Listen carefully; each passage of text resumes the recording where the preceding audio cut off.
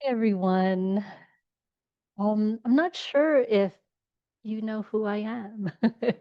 And I say that partly because I've taught the Monday night a few times, but online. I'm based in Montreal, Quebec, Canada, normally. And I was down here teaching for Spirit Rock and then linked up with Adam to come here in person. And so we taught together on Saturday, and I came to the open temple time on Friday, and I was just so excited to see the room in person. And I was just like geeking out and nerding out about all these little things that everyone's just like, okay, sure. But anyways, I'm just really enjoying being here in person. Nevada City is so charming. The community center here, I just love. And I've said a few times to Adam, I want to move here. He's just laughed. So I'm waiting for the confirmation to be like, yeah, come on over. So still in the works. But anyways, I'm um, just feeling so much mudita or joy for you all to have a space like this. I was telling a few folks, Robin as well in the back, that where I'm based in Montreal, our Sangha there is virtual for the most part. We might rent out yoga studios every now and then. We rent out different retreat centers for our retreats and things like that, but we don't have a space. And I just feel like there's something about having a dedicated space to come to, whether you come often or just mostly tune in online. I think there's something really special about having this third space that's not work or home, that could just really be such a support for the heart. Or, let's see how many times I say in these times tonight, but, in these times especially. So anyways, all that to say is that I'm just really excited to be here in person, and I hope it won't be the last. And certainly I'll be back on the big screen in the interim too. Um, Actually, I didn't even confirm that with Adam, but everyone's here. So there are witnesses. So that's like me strong holding Adam into making sure I come back. Many of you know the format for the evening: meditation, break, Dharma reflections, and maybe some time for questions or sharing, whatever might feel alive for you to voice, if anything.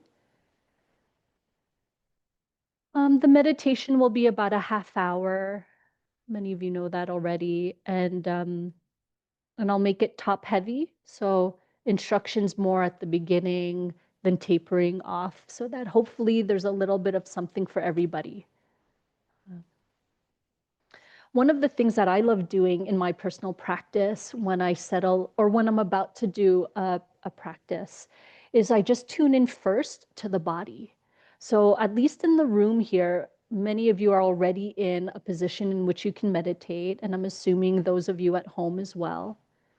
But sometimes just pausing and saying, like, what's going on in my body? Or what am I noticing now? Then we might readjust. You might go grab a blanket, an extra pillow. You might uncross that leg, or, whatever it might be. But to really meet the body where it is.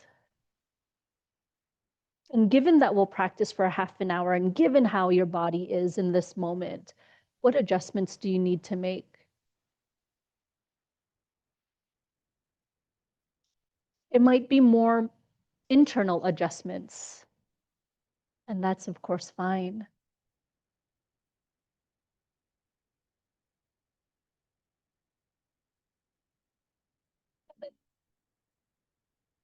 Another thing I like doing in my practice is slowing things down as much as possible. Many of you might already have your eyes closed, and that's fine. You can stay as you are. If your eyes are not yet closed, you might just take a moment to look around the room you're in. Notice the colors, the light, the movement.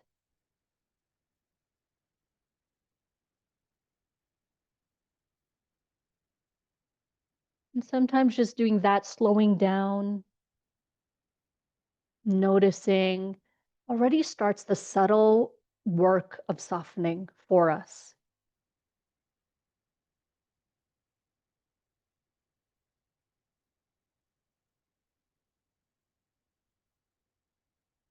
Maybe now or in a few moments, eyes turn down or close,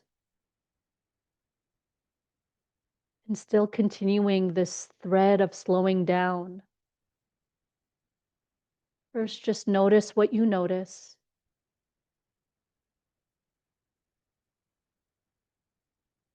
What sounds, movements, thoughts, feelings, sensations,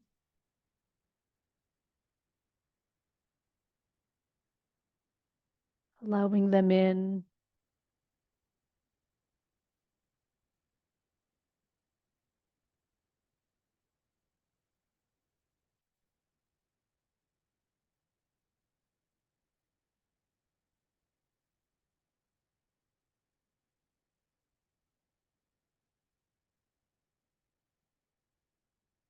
And then also tuning into how your body is resting here, whatever pose you're in.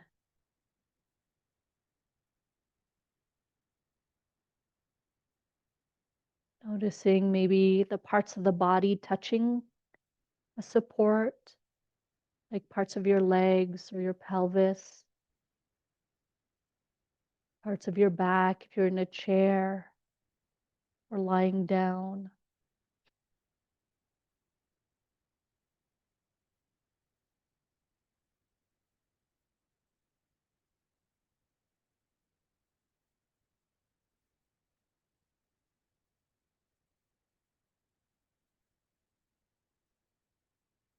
At the same time, tune into how this support or the ground, the earth, is pressing up, supporting you, holding you.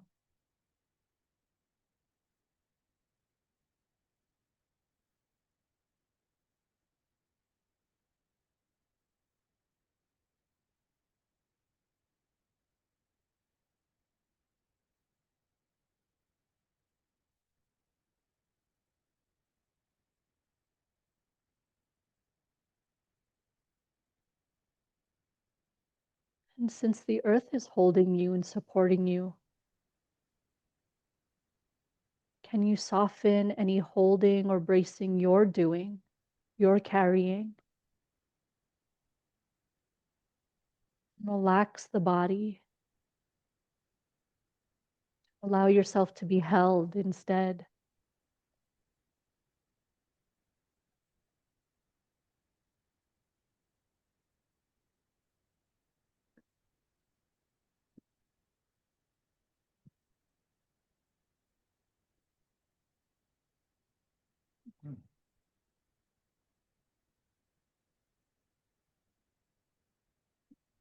In addition to relaxing the body,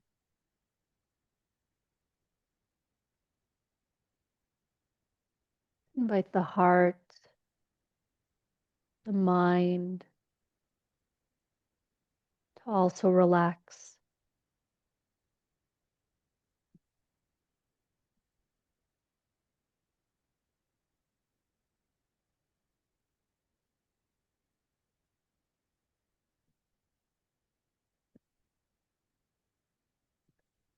And in this space of relaxation,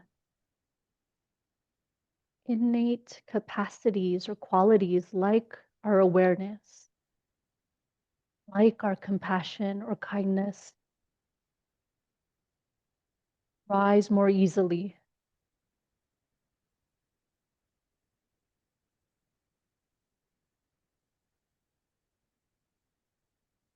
So taking a few moments to notice how much settling, how much awareness, how much kindness is available to you in this practice this evening.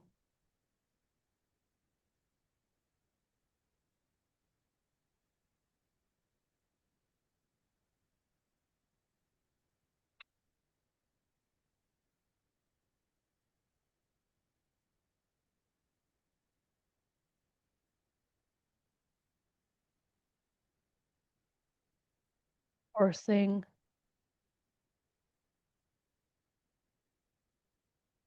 just noticing.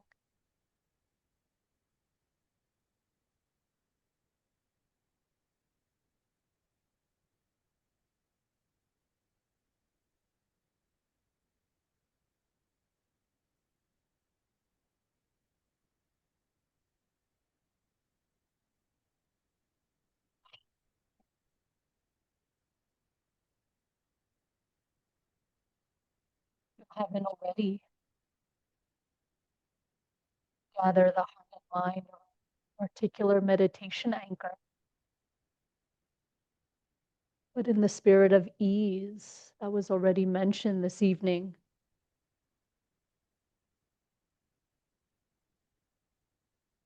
you might simply notice where your attention is already being drawn. Where is it going naturally? Is it to sound, sensation, breath, to something else?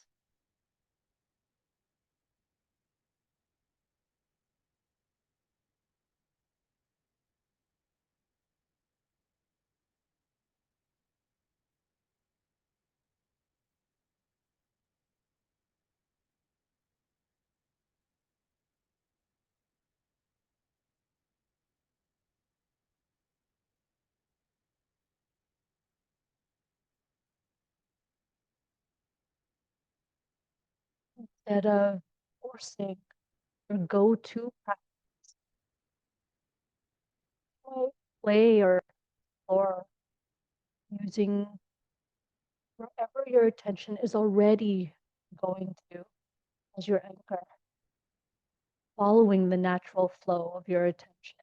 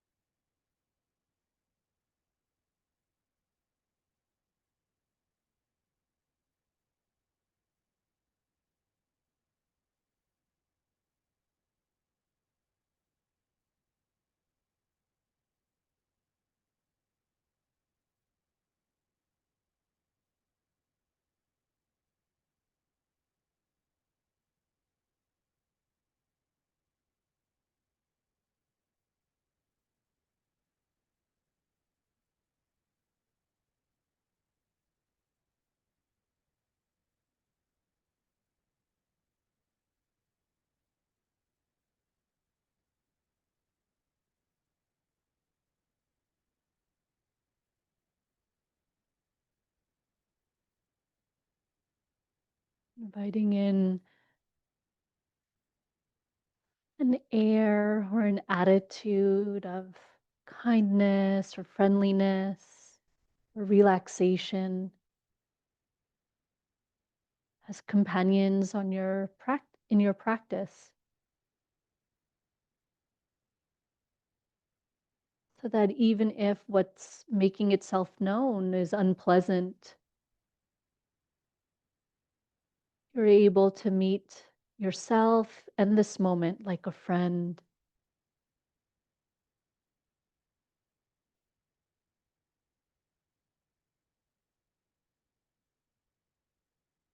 And if that's not so possible, you might instead plant the seed of maybe one day in the future, may I potentially meet a moment like this, like a friend.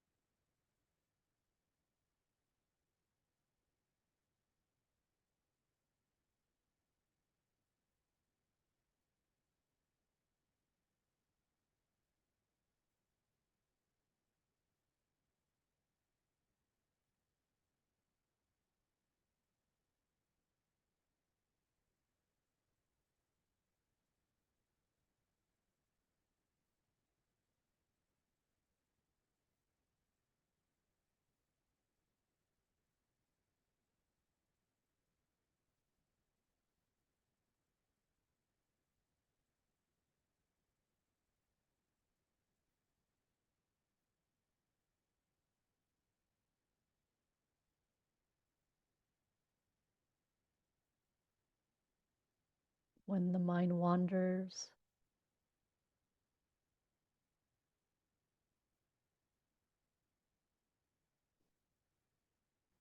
you might intentionally bring your attention back to whatever anchor you're working with.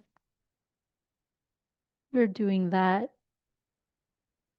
maybe bring in that relaxation or that kindness, friendliness as you do that.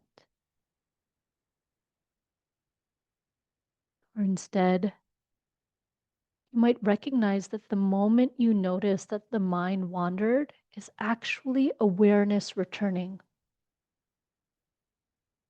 And so instead of quickly placing your attention back on your anchor, you might have a moment of gratitude.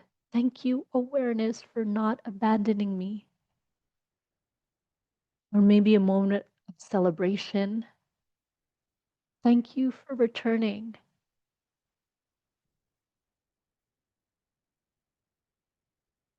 And then eventually you return to your anchor.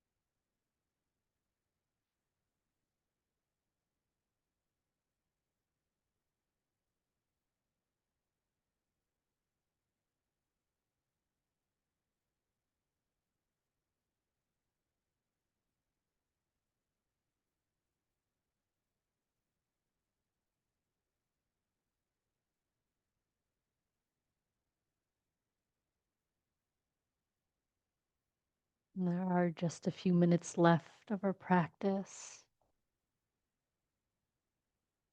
You might notice how you receive that piece of information. Maybe it's with openness, like, yes, oh my gosh, thank God. Maybe it's with, wow, already. However, you're receiving that, again, kindness, friendliness,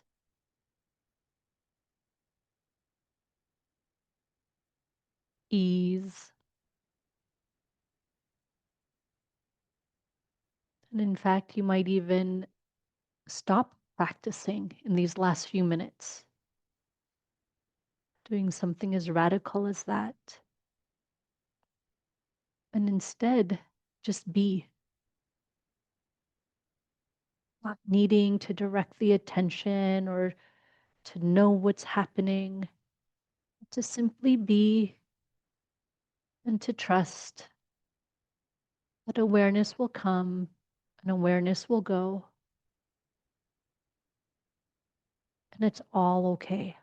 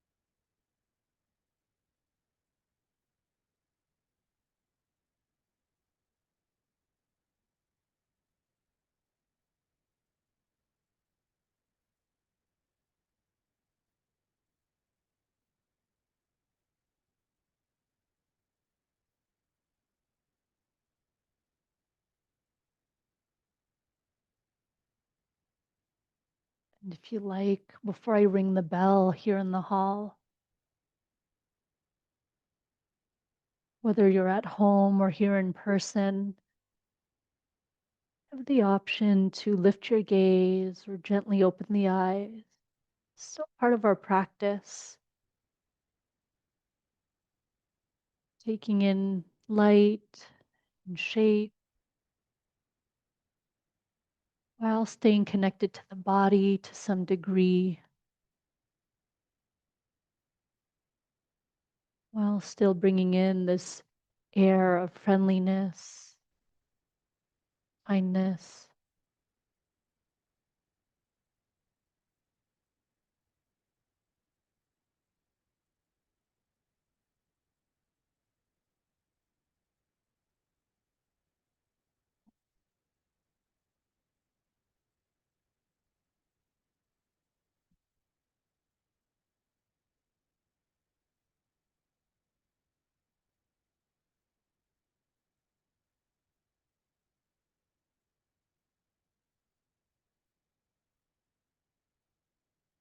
For those online, I just rang the bell, and all of us end our practice any way that feels appropriate. Maybe it's a bow, maybe it's just remembering where you are when you open your eyes. So we'll take a short break, whether it's to, or as I said the other day, it's to adjust liquids in the body, to drink, to go to the bathroom, whatever you need. But let's be back here in about 5 minutes. There will be a bell here in the, okay, so there'll be a bell in the center, and then for those online at about 40 or 41 past. Thank you for your practice. Hey, welcome back.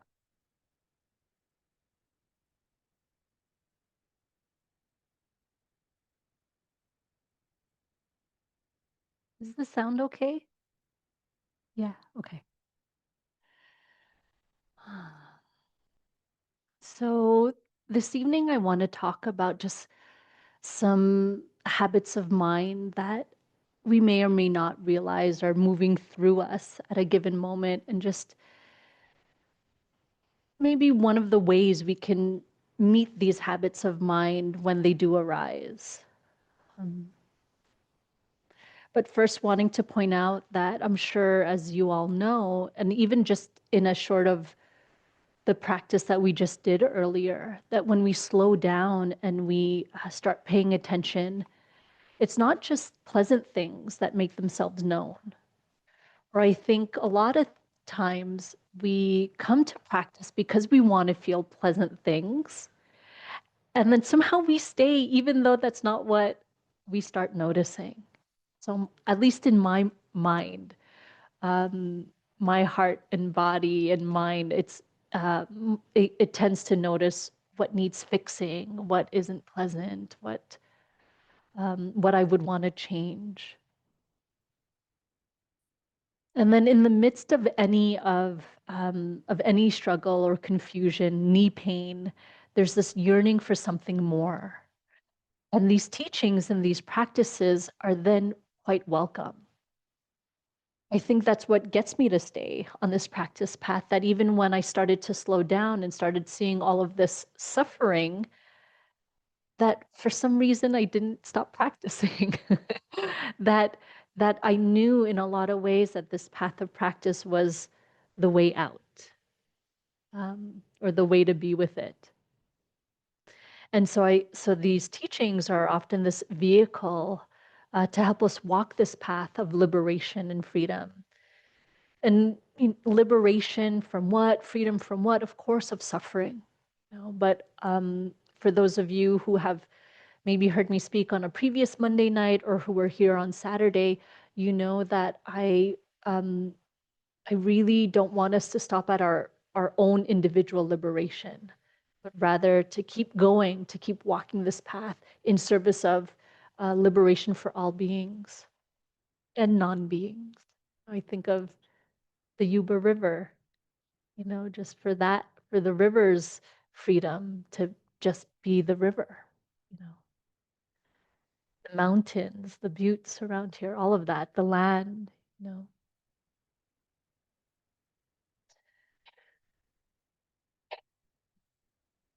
And more importantly, I think how these practices guide us is, as I mentioned, they really help us learn how to sit with or be with all of this turmoil, the confusion, the pain, the mind that's agitated, and all of these other things that we encounter when we sit. And it's not so that we can sit better or be more quiet or sit more still. But I like to think, especially if none of us are intending to be monastics, it's so that we can meet all of the turmoil out there in the world with the same skillfulness.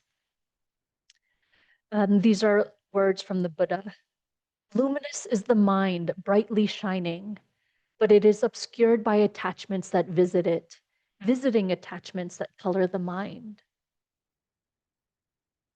And so, what I love about this quote, that I'll just say one more time: luminous is this mind, brightly shining, but it is obscured by attachments that visit it, visiting attachments that color the mind.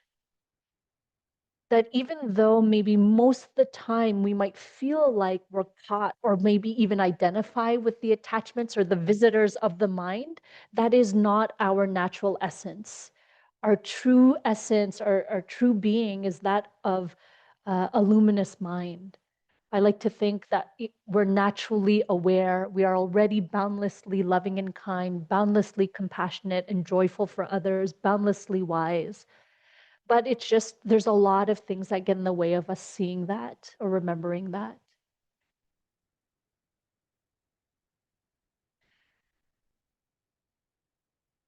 Yeah, but we don't really get to hang out in that place where we can really feel our natural essence, our natural wisdom, our natural or boundless loving kindness, compassion, etc.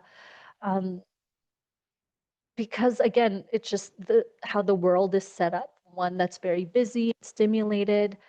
And so then as a result, when we don't know that to turn our attention toward this essence of ours, then we get really caught in these deeply rooted tendencies of the mind that cause us and so many others suffering. In particular, I want to touch on the three poisons. At least that's how they're framed in the Buddhist teachings. But you can think of them as three unwelcome visitors, three frequent visitors, habits or unwholesome tendencies. They're greed or attachment, hatred or aversion, and then delusion or confusion. Hafiz, the Sufi poet, he has a longer poem that I'm just going to read the first few and the last few lines, but the poem is called To Build a Swing. And this is how I think of the three poisons. So in the poem, it says, you carry all the ingredients to turn your life into a nightmare. Don't mix them. Don't mix them. And then later on in the poem, he says, you carry all the ingredients to turn your existence into joy. Mix them. Mix them.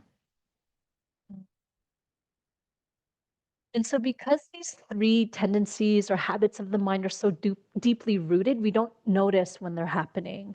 Yet, what I love about mindfulness, this practice that we're cultivating, is that with every moment, we're given the chance to see if we're caught in one of these habits of mind.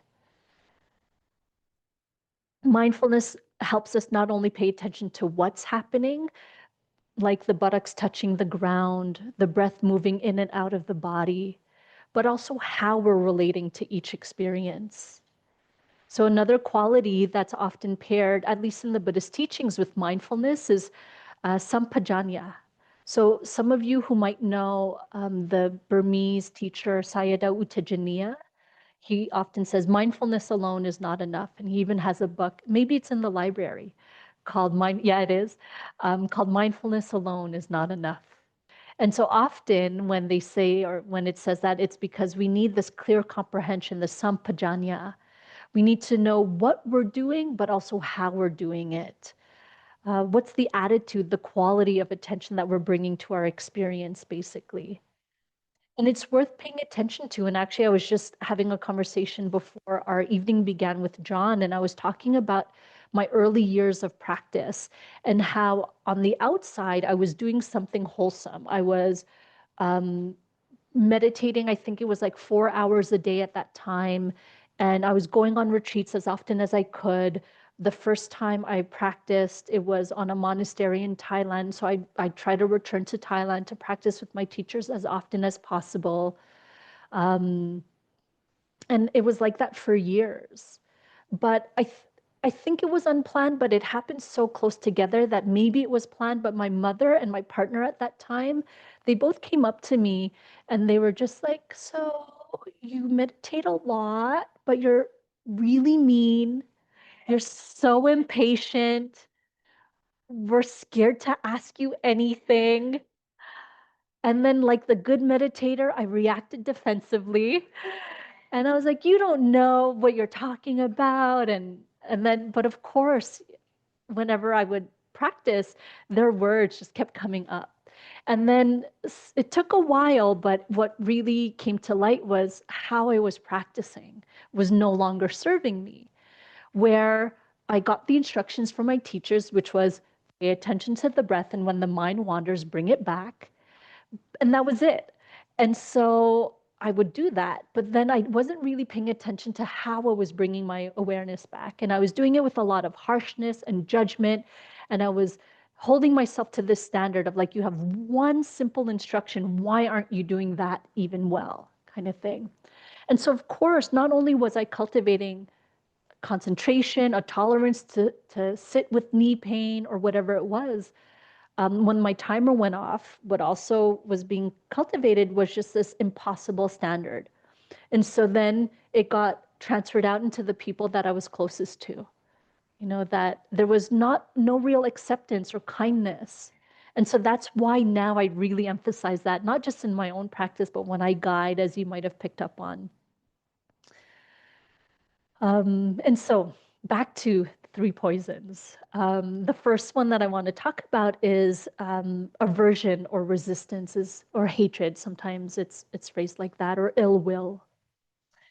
And it refers to what we don't like. The image for me that comes to mind with this particular teaching of aversion, hatred, ill will, resistance is a snake or a reptile. Kind of like when a snake is threatened, there's two options. It either lashes out or it withdraws or pulls back. And so I find that's the tendency or the energy of aversion. For example, it could have this flavor of fear where we might have knee pain, and then so we back away or we distance ourselves from practice. Or there's this forward moving energy, kind of like when my partner at that time and my mom told me that they were scared of me as a meditator, I lashed out. So it was that striking out, anger or rage, pushing back against. And the way we have so many opportunities, of course, just in our practice, to explore our relationship to aversion. For example, physical environment, it could have been too hot and too cold already. You might have had expectations of your heart and mind. You had maybe a really easeful day, and so you thought, ooh, tonight my meditation's going to be so good. And then, of course, it's really agitated, or it's busy, or it's jumpy. Maybe you're here and you're really sleepy, and you're just like, I give dana to be awake, to wake up. So then it could be that. Um, or then, of course, like aches and pains in the body, and then the stories we create around it. Or my favorite is just like when other humans make noise. Just how suddenly, we really appreciate the sound of birds, but we don't appreciate the sound of humans. It's like those pants are too loud, or like, don't cough. I mentioned just a couple last week I was at Spirit Rock and I was teaching a retreat, and I got this note that was unsigned, and it's always these unsigned notes that I'm wary of. And it said something like, in the 7 p.m. sit, there was at least 14 coughs and sneezes. And then, how can we practice like this? This makes no sense. And so it was like, oh, that's aversion. And I was like, and mindfulness, because they knew there was 14 coughs, but it was being cultivated in this way that wasn't necessarily wholesome or onward leading, that would lead to less suffering. And so then the invitation is to find peace amidst the difficult experiences, not needing to change the coughs or sneezes, but how can we find steadiness despite? Um, Sometimes, at least for me, I think about this time for anyone who has traveled to Asia, or you might be familiar with that the way that the honk on cars or motorbikes are used, it's not what we do here in North America. It's more like, hey, I'm here, watch out, or something like that. Here, it's like, get out of my way kind of thing. So it's a little different flavor. And so I remember I was on this bus ride in India, and it was like a 3-hour bus ride, and it was busy roads. And so there was a lot of honking. And I was just like, I cannot do this, like 3 hours. And then, so there was obviously a lot of all of the above. There was hatred, ill will, resistance, aversion. And then at some point, there was just like, oh, fine, just honk all you want. I can't do this, this surrender almost. But then that's in that surrender, that's when my heart and mind slowly started to let go. And so I think it's important that we start looking at this in our own practice, maybe not necessarily get to that point of exasperation and despair, but to start leaning into that, the ways, or to notice the ways we might want things to be different, and to invite this loosening of the grasp, basically. Not even letting go. Like letting go, sure, that's nice, but we can't always just like will it to happen. And so how can we maybe just notice the space around it, then loosen the grasp, then let it be, and then let it go. This comes from Ajahn Chah, Thai Forest Master. in regards to sound in particular, it's not the sound that disturbs us, but we that disturb the sound. Our reactivity is what creates the disturbance, not the sound itself. And of course, we can substitute sound for anything else, you know, in that moment. The other poison or another poison is greed or attachment, grasping. And it's so closely related to aversion, ill will, resistance, because often when we don't want something, we want something else. We don't want the mind that's jumpy, we want the calm mind. We don't want the knee that's sore, we want just like a strong and spacious body, etc.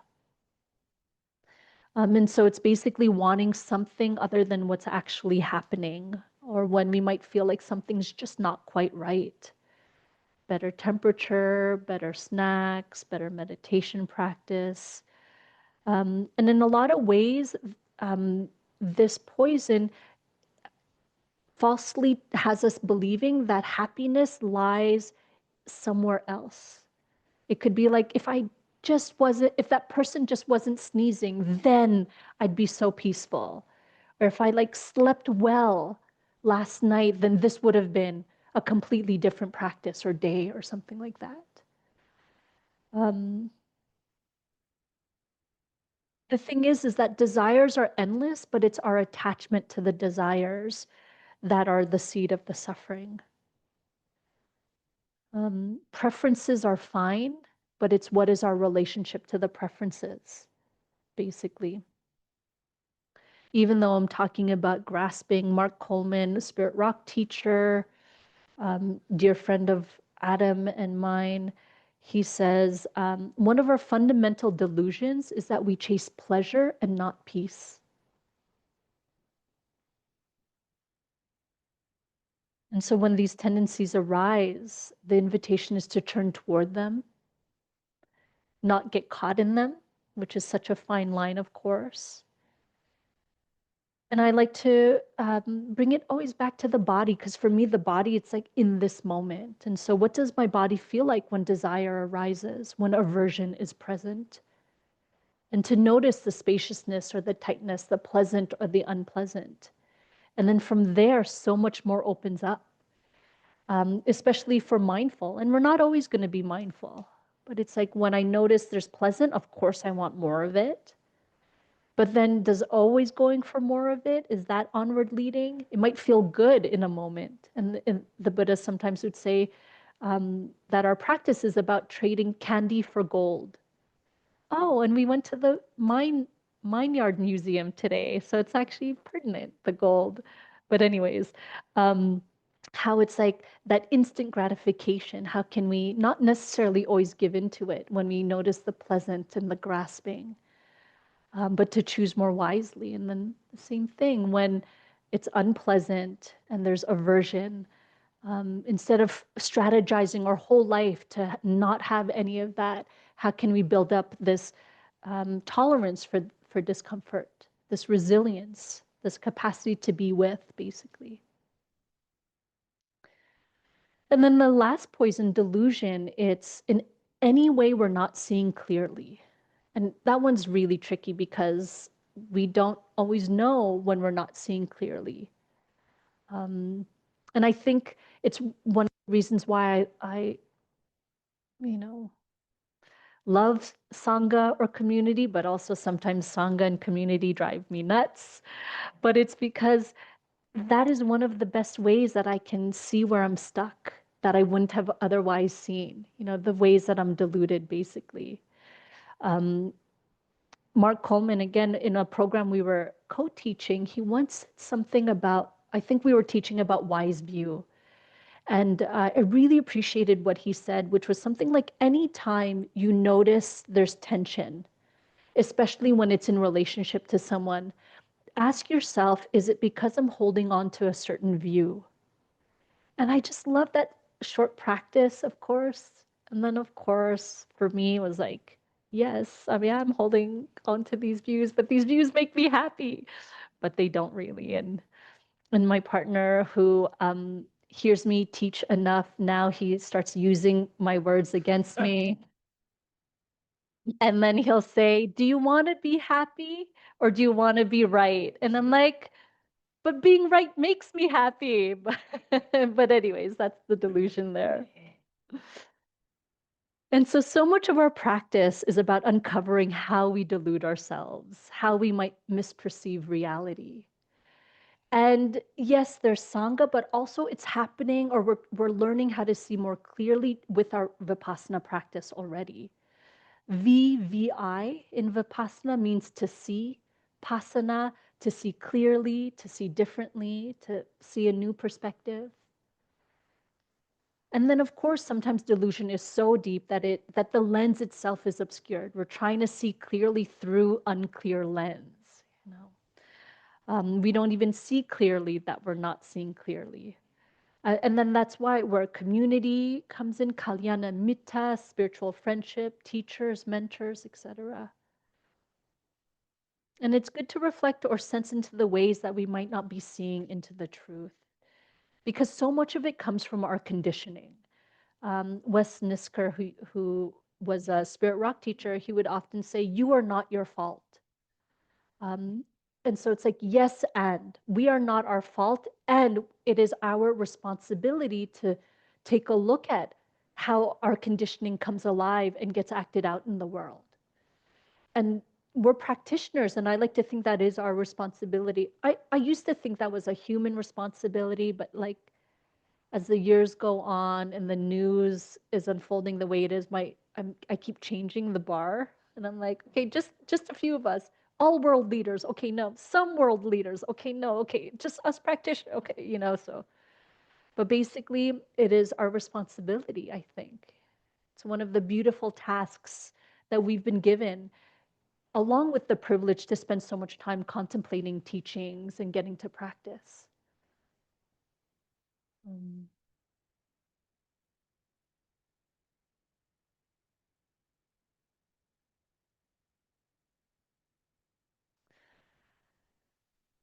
yeah, for some folks, to especially if the teaching of the three poisons might be new for you, you might be like, not another list that tells me like that things aren't going well or that things are difficult, or um, but we need to know the energies that are at play, because the more we are free, the more we're able to advocate and for others' freedom too, for the freedom of all beings. And then just to note that in the traditional teachings, there are three different antidotes for each one of the poisons. But part of me is still like that multitasker. Even though I'm a practitioner, it's like there's still of like, how can we make it more accessible? Because I don't know about you, but it's like I hear a list and I hear the antidotes and I'm like, oh my God, there's three more things. And then, and it could be overwhelming. So I'll name the traditional antidotes, but I'm going to package them up into equanimity. But basically, the antidote for greed is generosity. The antidote for hatred or ill will, resistance, is loving kindness. And then for delusion, the antidote is wisdom. But equanimity, as I mentioned, could be a quick and dirty antidote for all three. The Pali word for equanimity is upekkha.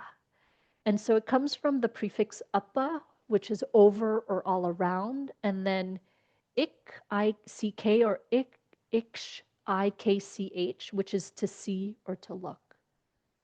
And so it's the sense of seeing the full picture, being able to see all around. Um, Yesterday, Adam took us to Big Springs for the day, private tour. It's good to have friends in high places. And then we went a little bit higher up after to like a photo spot. And then it was just like this beautiful view. And so it's like that, next time you go hiking or you're at a vista, you might bring to mind upekkha. So it's this ability to see all around, basically, to be able to see all sides. And In other words, or maybe in more practical terms, how I like to paraphrase it as well, is this ability to see what we see, what's happening, but without getting caught. Easier said than done, of course.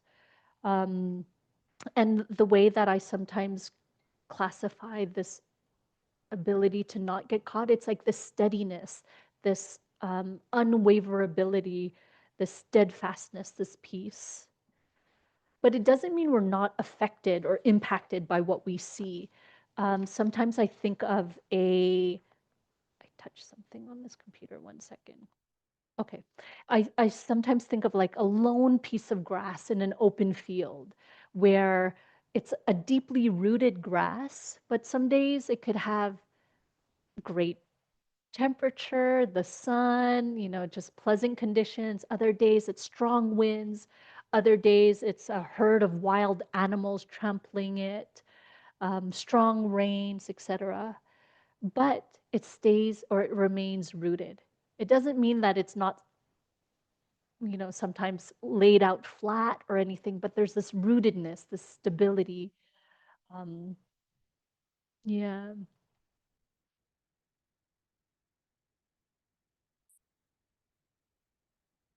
let's see. Is this the right page? It is. Okay.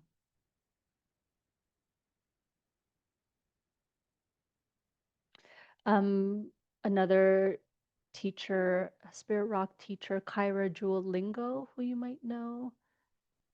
Beautiful teacher, was a monastic in the Thich Nhat Hanh lineage for maybe 15 years before disrobing and then becoming a Theravada teacher.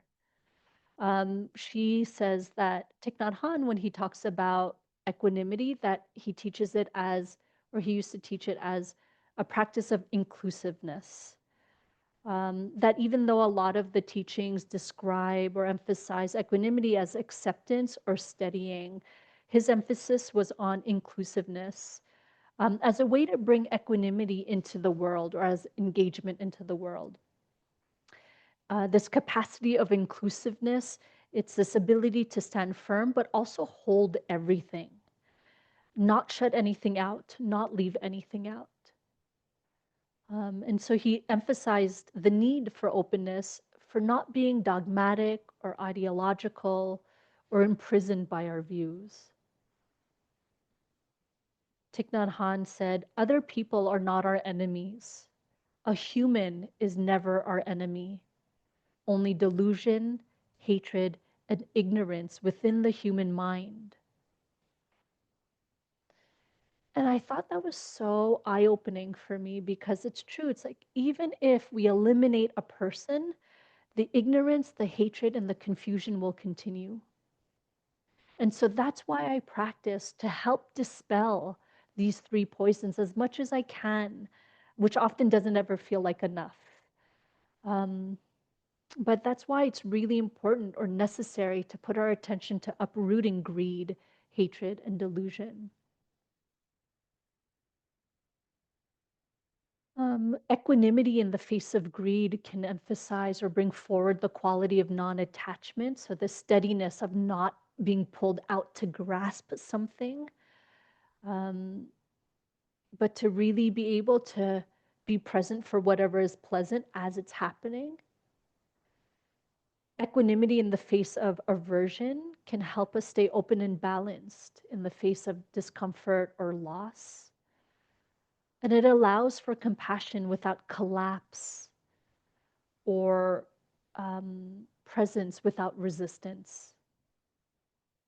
And then in the face of delusion, equanimity reflects wisdom and clarity, seeing things as they are as best we can, especially that things are impermanent, impersonal, and interdependent.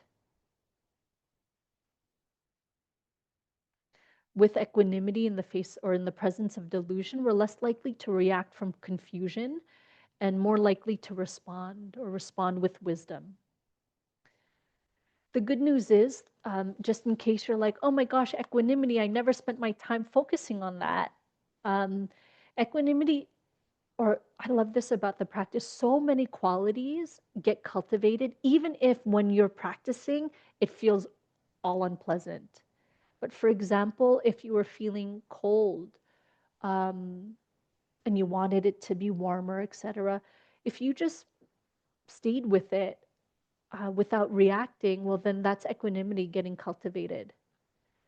In addition to other qualities like concentration and compassion and mindfulness and wisdom. But it's again this steadfastness, so you might turn your attention toward this quality in your life and in your practice. And it's also being cultivated and has been since the day you started practicing, and probably before, especially if you're like parents or, whatever.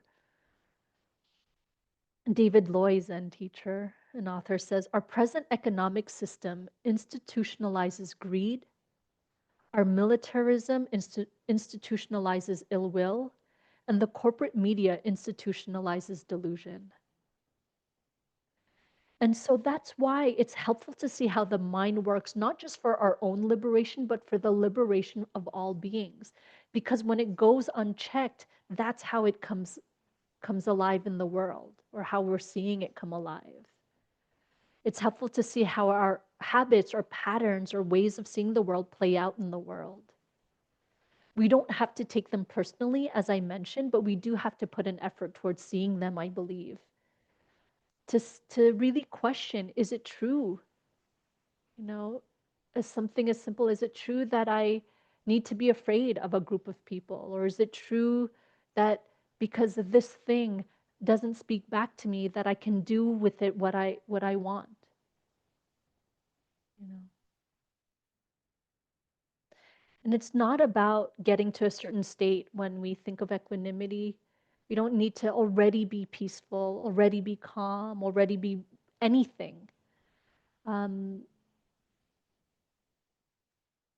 but we can experience and cultivate equanimity, as I mentioned, in any moment. It's already happening. Some, it's quite unfortunate, but I think sometimes this path of Buddhism can be shorthanded to, oh, that's the one that like life is suffering, right? That's the suffering one. It's like, yes and no. When I think of the first noble truth, that's often like the noble truth of dukkha or suffering. I like to paraphrase it as life includes suffering. Not life is suffering, but life includes suffering. Suffering doesn't have to disappear for beauty and for wonder to be here, to inspire us to be equanimous, to inspire us to try to begin to dispel these poisons in our heart and mind. Again, from Kyra Jewel, there are also many beings who are supporting other beings in this moment. At any moment, there are hearts of compassion that are opening to relieve suffering. There are people standing up to injustice. There are people acting courageously, acting selflessly, acting out of wisdom to care for others, to relieve suffering, to teach, to show a different way. There are people caring for the planet. There are people caring for other species. There are species caring for other species. The more than human world is part of this inclusiveness, showing us the way in every corner of the planet. There are those quietly doing things no one else wants to do, caring for forgotten people and places, and doing what needs to be done.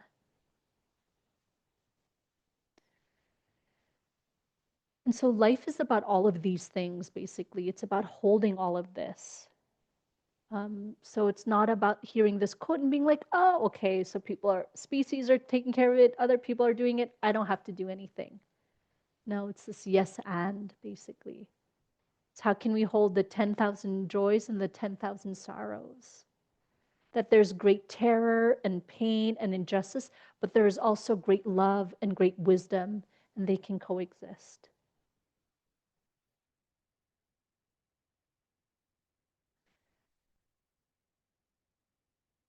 We don't or we won't get to avoid pain, but how we meet the pain can be skillful or not. And so, if we have even some measure of equanimity, we can avoid adding on to the suffering a deep understanding of, okay, this too. Um, Ruth King, another teacher, author of Mindful of Race, I once heard her say, suffering demands our attention, and what we do next matters. So I think a big understanding of many of our practice communities is that, I don't know, if I just focus on tending to my inner landscape, that somehow it'll be all okay. Maybe that was true at some point, but I feel like nowadays that's no longer true. I definitely feel this urgency. And so it's like this both and. It's like, how can I tend to the inner landscape, notice the suffering, but use that suffering and also my boundless compassion or my innate, my true essence to help inspire me to act. So suffering demands our attention, and what we do next matters. How can we be fully connected to what's going on, yet free of the exhausting, careless grasping onto pleasure and pushing away of the pain? And every single moment of mindfulness is a step toward true equanimity.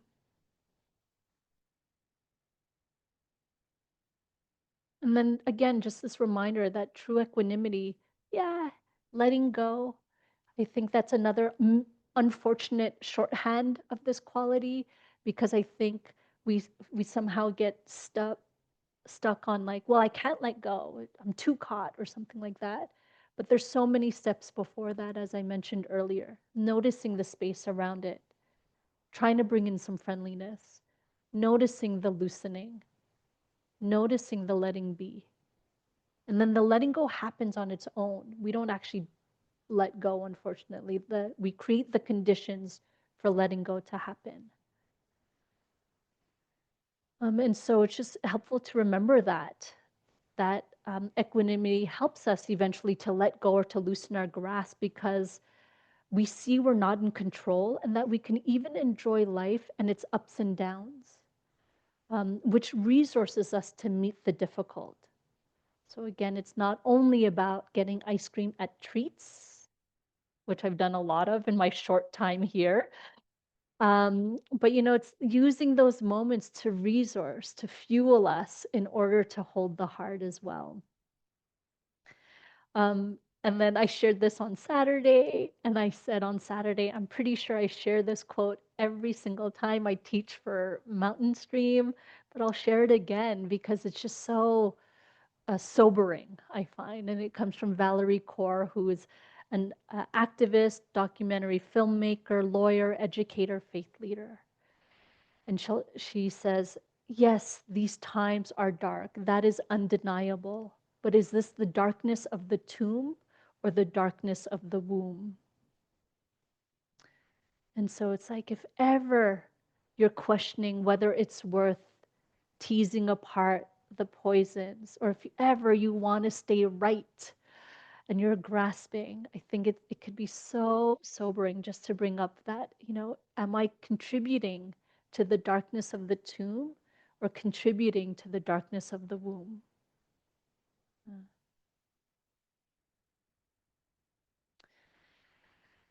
So those are my reflections for this evening, which were longer than I had planned. We only have we have 8 minutes for any comments, shares, questions, complaints. Um, all of it is welcome. And it could be from folks. I see you here, but I know you see me there, but from folks online as well. And of course in the room too.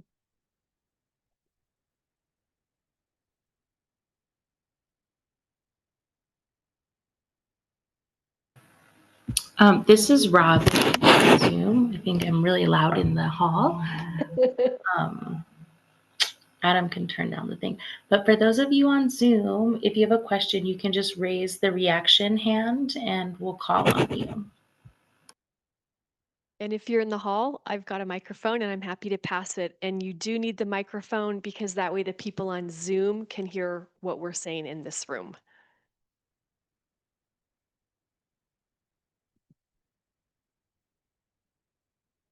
Okay, I'm going to pass the microphone. Thank you, Dawn. I'm so glad that you mentioned the antidotes. Um, that there are antidotes. I know when I first started practicing or um, uh, being a student of a teacher, he identified that my primary poison was aversion, and so he prescribed lots and lots of metta practice, Mhm, mhm. and that worked. And in the years I was doing it, I didn't feel it working for the longest time, and it felt ridiculous. But like you're saying, it just naturally unfolds. And so, thank you for mentioning uh, the other antidotes, because I wasn't sure what the other ones were, Yeah. the other two poisons. So, thank you very Yeah, much. thank you. Thank you for being here. Um, it your share reminds me of I just also love how in the Buddhist teachings there's like of course a personality quiz. And I'm sure it's types of personality, but I'm like, oh, another quiz, you know. But the three personality types in Buddhism, and I think they're phrased so unfortunately, but it's aversive, greedy, and deluded. You know, and so it's like when we hear that, we're just like, oh my God, you know, and it could feel like such a downer. But with each one, there's a gift. And so for the greedy type, there's this ease to see everything through these eyes of loving kindness. For the aversive, which is how I identify, our gift is that we don't take everything at face value, but what happens then, we have strong discernment and wisdom. And then for deluded, oh, wait, I'm getting confused. Adam, do you know? So greed is, I love that I hear all this whispering, but I'm not, generosity, generosity. So yes, greed is generosity. I said it even this evening. And then for the deluded, it's loving kindness. Yeah. So anyways, all that to say is there are gifts in them too, you know, so yeah, thank you. Thanks for everyone who whispered for your help as well. Uh, So there's just a couple minutes more, maybe for one more if there is. And so, as I mentioned, could be questions, comments, shares, complaints, but I didn't say compliments. Just kidding. Just kidding. Just kidding.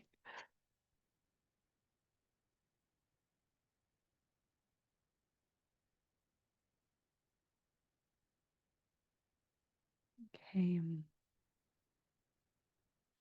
So then I'll just close this out. But before I do, just wanting to express such deep gratitude. Thank you, Adam, for being part of this community, being my friend, inviting me over. And just thank you all for wanting to check out who the teacher was coming in person was, you know. And just, you know, overall as well, just your practice. This isn't easy what we're doing. It's so counter culture. Um, and it's so necessary, of course. It's not easy. So just thank you for all of the ways you keep showing up in your practice, in your community, in your lives, for each other, for nature, for all of it. Uh,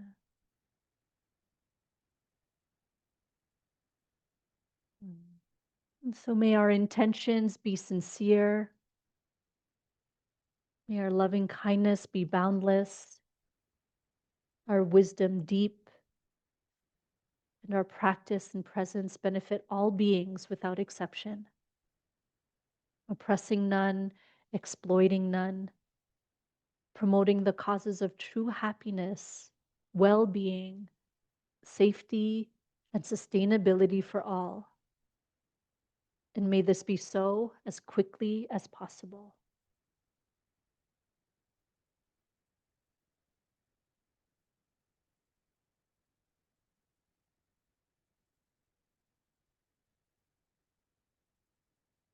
Thank you again, everyone, for being here. Thank you to those online. I'll see you online soon as well. Thank you.